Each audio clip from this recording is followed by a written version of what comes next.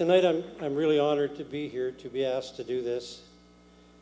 This is an email from a really long-time friend of mine to the Association of Country Music in Alberta, and I thank the executive for allowing me to come up here and read it before we introduce the gentleman who's going to actually make the presentation. I've known Ray Griff for a long, long time. Ray has had a lot of difficulty the last few years, but I can remember Ray Griff trying to put a cigar in my mouth on a Family Brown show and making me sing Bad, Bad Leroy Brown years ago. I'll never forgive him for that, but I love the guy. This is from Ray to all of you. Regrettably, I am not able to attend the Association of Country Music in Alberta awards show this evening. I would like to thank the ACMA Board of Directors for selecting me as one of the 2015 ACMA Hall of Fame inductee. I would like to thank the fans and friends who have stood by me and supported my music through the years. Country Music Radio for playing not only my records, but the recordings of song I wrote for other artists. I would like to thank the artists who have recorded my songs, many of whose records I had the opportunity to produce. I would like to thank my darling wife, Trudy, for 25 years of marriage, for her love and support, for caring for me since I was diagnosed with throat cancer in 2008, and for remaining by my side through all of the health issues and frustrations related to jaw replacement, and my little dog, Shadow, who's always lighting up my life by my side. Foremost, I would like to thank God for his love and for the talents he blessed me with. And a very special thanks to my great friend, Jimmy Hughes, for being there for me this evening. Have a great night. Thank you all. Ladies and gentlemen, would you welcome Jimmy Hughes, please?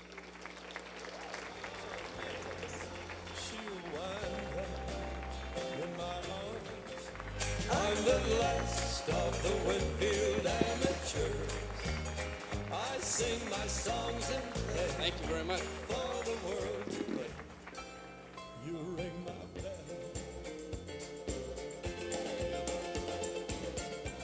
Well, I am sincerely grateful to be here. What a fantastic room with talent, and many of you who know me probably as a man of few words.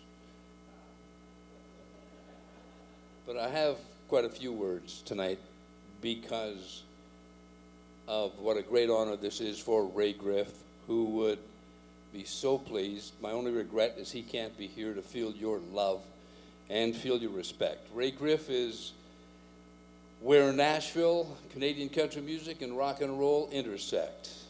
Ray has written and or recorded more country hits than any Canadian songwriter in history. One of the first artists, if not the first artist, to produce his own hits. Ray is a one-man music juggernaut, singer, songwriter, musician, producer, publisher, promoter, and label owner. He also hosted his own TV shows, Good Time Country and Uptown Country. Born in Vancouver, his mom was Catherine, his dad was George. He had a younger brother. He was the younger of the two sons, rather, and Catherine knew, she had an appreciation for music. She knew Ray had an appreciation for music. She could recognize that. He has a special gift. At the age of 7, he wrote his first song. And with a great love for music at the age of 8, Ray, along with his brother Ken, formed a group that they called themselves the Winfield Amateurs. And that title later became one of Ray's most popular songs, a song that he played drums on in that band. Well, saving his pennies, he went through a mail-order catalog. He did that in those days. There was no net. He bought a Palm Beach guitar, but a real milestone was when his mom saved her pennies and purchased a piano. But they didn't have enough money left after they purchased the piano for lessons. So Ray taught himself how to play the piano and how to play the guitar as well. He had a stuttering problem. He's a shy fellow. I don't know if you know Ray. He, although on stage he had so much energy and was so vibrant, in person he'd stutter, seemed a bit introverted, but he was determined to do something special in his life. His family moved to Calgary when he was 12, and he started a band called the Blue Echoes in the late 50s and began to earn a name around Calgary at various functions. Wrote his first commercial song when he was 14. When he was 17, he was asked to open for Johnny Horton on tour in Western Canada.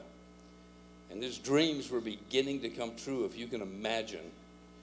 And during the tour, Ray played a song written for Johnny called Mr. Moonlight. Johnny recorded that, included it on his classic album, The Battle of New Orleans, just prior to his tragic death in a car accident in 1960.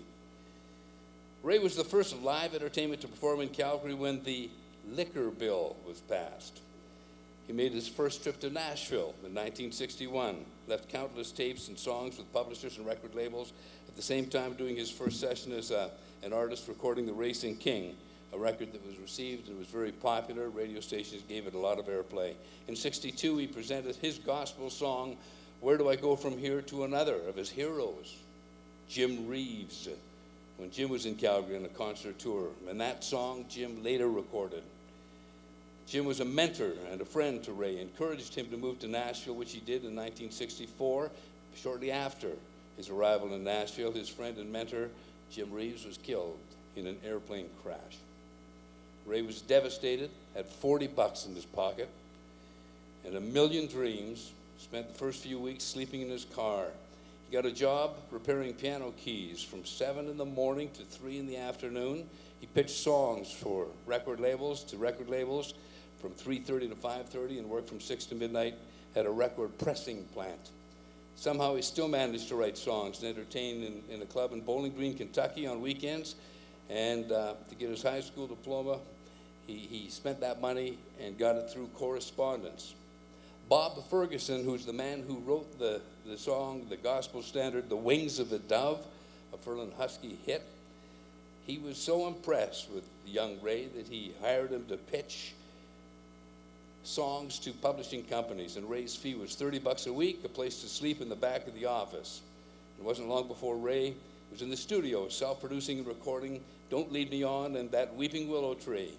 The session was presented to Chet Atkins at RCA, and Ray was signed to his subsidiary label, Groove Records, and Ray remained on that label until artistic differences kind of got him out of the contract. Ray's breakthrough as a songwriter came in 1965 when he played one of his songs, Baby, for renowned producer Owen Bradley. Owen recorded that song with Wilma Burgess, a new artist on Decca, and the song hit the country 10, the top 10, in launching Wilma's career as an artist and Ray's career as a songwriter.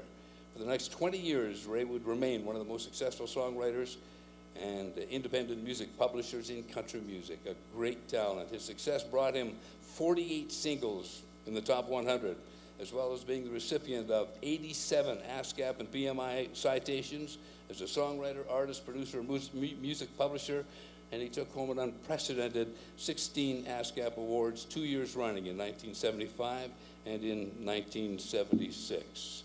Wasn't done there. He's written and recorded over 2,000 songs, with more than 700 of his songs recorded by such renowned artists as Eddie Arnold, Tennessee Ernie Ford, Crystal Gale, Furlan Husky, Ray Price, Stonewall Jackson, George Jones, Hank Lachlan, Loretta Lynn, Anne Margaret, Charlie Pride, Marty Robbins, Carl Smith, Hank Snow, Conway Twitty, Mac Wiseman, Roger Whittaker, and Slim Whitman. Not bad having them record your music. A few of his songs that he penned that were big hits for other artists included Step Aside by Farron Young, Something Special by Mel Tillis, Where Love Begins by Gene Watson, Better Moving On Home, Dolly and Porter, It Couldn't Have Been Any Better, Johnny Duncan, Who's Gonna Play This Old Piano with The Killer, and After the Laughter with Wayne Newton, and the Canadian classic, Canadian Pacific, by the late George Hamilton IV. Known as the entertainer because of his dynamic and magnetic stage presence, Ray has reached the Billboard charts 24 times with such hits as Your Lily White Hands, Darlin', If I Let Her Come In, It Rains Just the Same in Missouri, The Hill, Patches, If That's What It Takes, A Light in the Window, Canada, You Ring My Bell, The Morning After, Baby Let Me Down. To date, Ray's recorded 38 albums and CDs, most of which are available on his website, raygriff.com. And just to name a few, Ray has produced records for many well-known Canadian country music artists like Ronnie Prophet, Susan Jacks, Sheila Ann, Terry Creese, Eddie Eastman, Gary Buck, Dick Dameron, Gloria Ann, Jason McCoy, and Marie Bottrell. In 1989, Ray was introduced to the Canadian Country Music Hall of Fame. In 1998, he was inducted to the Canadian Country Music Hall of Honor. In 2008, Ray became the first Canadian country songwriter to receive the SOCAN Lifetime Achievement Award. And in spite of his ongoing health issues, he continues to host Raymond's Place, a classic country music show that plays on some of Canada's top country music stations. Ladies and gentlemen, he would be so honored. Ray Griff.